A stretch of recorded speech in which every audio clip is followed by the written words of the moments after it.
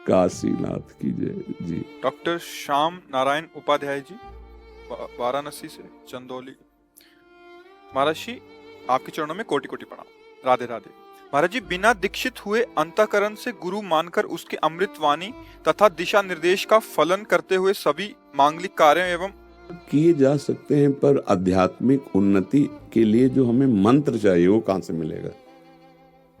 भारतीय समझ नहीं ना कि बाहरी क्रियाएं तो निर्देश हो गए, लेकिन अंतर की गुफा में हम प्रकाश कर सकें उसके लिए हमें क्या पदार्थ मिला, क्या क्रिया मिली, उसके लिए क्या चेष्टा। तो उसके लिए गुरुदेव के जो श्री मुखारविंद से जीवन भर रटा गया है, वो जब मंत्र देते हैं तो उससे हृदय का अंधकार नष्ट होता है। बाहरी क्रियाओं के निर्देश तो उपदेश से हम सुन सकते हैं, उनको मानेंगे तभी तुम उपदेश मानेंगे, लेकिन इतने मानने से काम नहीं चलेगा। जब हम वास्तविक बोध प्राप्त करना चाहेंगे या वास्तविक अध्यात्म उन्नति चाहेंगे, तब हमको अंतर प्रकाश की जरूरत है।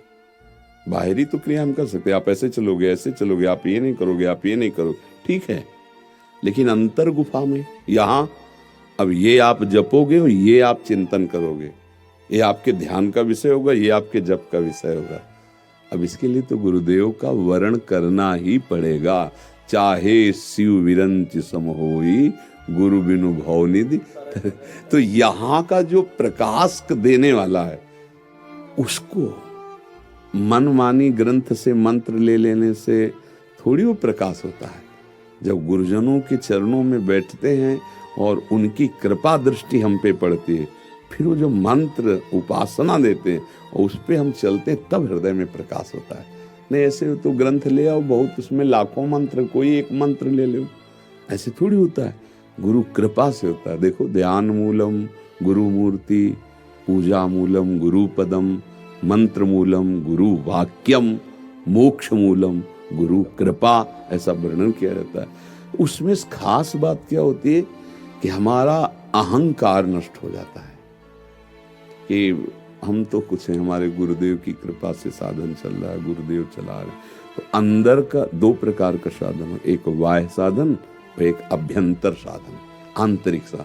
तो आंतरिक तो उनका मंत्र, उनके द्वारा दिया हुआ ध्यान, ये जपो और ये ध्यान करो। ये तो प्रवचन में तो नहीं मिलेगा, प्रवचन में तो बाहरी बात मिल जाएगी।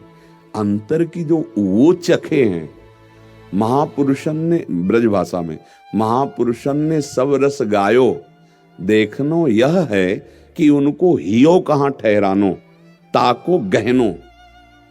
महापुरुषन ने सब बात कही, पर देखना ये कि वो हृदय में क्या छुपाए हुए है। ताको गहनो, उसको पकड़ना है। अब हृदय की बात पकड़ने के लिए तो हृदय देना पड़ेगा। नहीं, बिना तन मन प्राण न्यौछावर किए ये खेल ही नहीं होता अध्यात्म का। इस खेल में तन मन प्राण न्यौछावर किए जाते हैं। अब जो आपकी आज्ञा वैसे मेरा जीवन, आंतरिक और बाहर दोनों, सफलता ही सफलता अध्यात्म की मिलती चली जाएगी। अब बड़े भाग्यशाली होते हैं जिनको ऐसे गुरु मिलते हैं जो निकले हुए होते हैं। नहीं, दलदल में दोनों फंसे हुए एक दूसरे को निकालते रहे, कब तक निकालते, दोनों धंस जाएंगे। है हरई शिष्य धन शोक न हरई, सो गुरु घोर नरक मा परे। गोस्वामी तुलसीदास जी के। गुरु शिष्य अंध बधिर कर लेखा, एक न सुने एक नहीं देखा। बोले गुरु शिष्य कैसे? बोले अंधेरे बहिरे की जैसी बात। गुरु की बात शिष्य सुन नहीं रहा और शिष्य के चरित्र को गुरु देख नहीं रहे, एक देख नहीं रहा, एक सुन नहीं रहा। बोले दोनों जाएंगे, दोनों दुर्गति को प्राप्त होंगे। जब गुरु का वर्ण किया गया तो गुरु निकले हुए। आज चर्चा हुई थी सुबह सत्संग में जो थे कि हम किसको आदर्श माने, जिसके शास्त्र सम्मत आचरण हो, मनमानी नहीं। तस्मात् शास्त्रम प्रमाणम, कि हाँ ऐसे पूर्व के गुरुजन हुए, आचार्यजन हुए, ऐसे आचरण है तो हम मानेंगे। और अगर नहीं है आचरण तो प्रवचन से हम तुम्हें गुरु नहीं मानेंगे। बोल तो तुम पढ़ के सकते हो, तुम्हारे आचरण क्या है, तुम्हारी स्थिति क्या है, तुम्हारे आचरण को हम गुरु माने, क्योंकि उसी से हमारा प्रमाण होता है। चरित्र ही बताता है व्यक्ति महान है कि अधम है। नहीं तो हम कई बार कहा है रावण में कोई कमी नहीं थी। उत्तम कुल पुलस्त करनात्यो भारी विद्वान, और हमारे महादेव जी का जो स्तोत्र है आज भी कहीं भी अभिषेक हो गाया जरूर जाएगा। जटाटवी गलत ज्वल प्रवाह पावित स्थले गले लंब लंबिताम भुजंग तुम। अब आप सोचो इतना बड़ा विद्वान चरित्रहीन हो गया तो राक्षस कहा गया। केवल चरित्र बिगड़ने के कारण उसको राक्षस कहा गया। और महादेव जी ने ही लंका दी थी, और महादेव जी का ही उपासक था, और महादेव जी ही जाके लंका भस्म किए। हनुमान जी कौन है? वही तो है 11वें रुद्र का अवतार।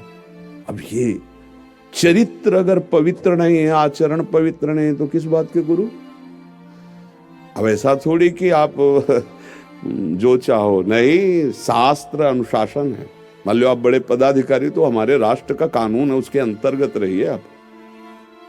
जिसने कानून बनाया है अगर वो भी उसी कानून के खिलाफ हो तो उसी कानून के अंतर्गत उसको भी सजा हो जाएगी, नहीं हो जाएगी?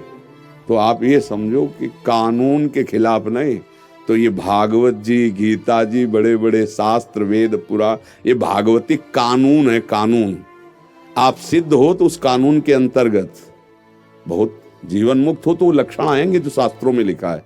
अगर नहीं तो धोखा है, फिर नहीं तो शास्त्र आज्ञा करता है। नहीं, चरित्र पावन जो तुम्हारी वाणी में वही तुम्हारे जीवन में, जो सभा में माइक में वही एकांत कमरे में तुम्हारा जीवन होना चाहिए। कई बार कहा है आदमी प्रायः 2 मुखौटों में जीना चाहता है। एक समाज का मुखौटा अलग होता है, नहीं, और एकांत का मुखौटा अलग होता है। वो आदर्श नहीं हो सकता। आदर्श वही जिसका एकांत और समाज एक जैसा हो, जिसकी वाणी और हृदय और आचरण तीनों एक जैसा, मन में वही, वचन में वही, आचरण में। ऐसे सदगुरुदेव भगवान की कृपा से मिल जाए और हम उनकी आज्ञा के अनुसार चलें तो बाहरी साधना उपदेश सत्संग और आंतरिक साधना मंत्र और ध्यान, तो अंतर भी प्रकाश और बाहर भी पवित्र, तो भगवत प्राप्ति निश्चित हो जाती है। सीमा जी अमृतसर से। राधा वल्लभ से हरिवंश। राधा वल्लभ श्री हरिवंश